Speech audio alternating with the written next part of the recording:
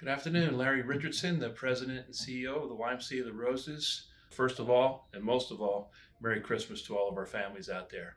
The merger is 1 year and 1 month old right now, and it's gone very well. We expected to hit some bumps in the road, and we have in our processes and systems, and even in our staffing and delivery of programs. But I think it's really gone well for this first year, these first 13 months. In fact, our membership across Lancaster and York counties is back to just about 80% of our pre-COVID membership levels. So that's really good news, and we feel really good about where we are as an organization. Programmatically, we've launched new youth development programs in Lancaster County and in York County. A drill team called Temple Guard, a youth development program. You may hear them. They were on the square here in Lancaster for the Extra Give, and just this past week at a United Way event for the de Tocqueville Society in York County. Also in both counties, we have launched a new American Welcome Center, work with newcomers in our communities here in Lancaster County. And that's an expansion and extension of what we've been doing in York, working with newcomers that are coming from various countries or are coming from even just newcomers in our community in general. We have a big thing we did this past year as part of the merger is we our board of directors approved a new strategic roadmap, a long process and a long plan, but really around three key principles. How do we develop authentic relationships? How do we nurture our community? And how do we sustain our future? And so we're building our annual plans and we're building our processes. And as we look forward off of those three primary principles.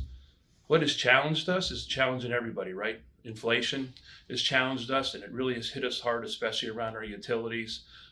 Unfortunately, our utilities had tripled from the summer on for this past year. And many of you probably are experiencing that in your homes also. The problem with the YMCA is what we are very facility intensive, especially our pools, and those utility costs have really hurt us bad in terms of our expenses. And the other thing that's been a real challenge is staffing. So there's not as many people in the labor market. There's more pressure on wages. And so the people and the wonderful people we already have working our YMCA, making sure we're compensating them and retaining them in a meaningful way so they can in turn provide that service and delivery and have impact on our communities. In the future, what we look for, we are looking at a new YMCA and a community center in the Spring Grove community, which is just west of the York facility. We are expanding our STEM programming to our youth development programs, both in York and in Lancaster.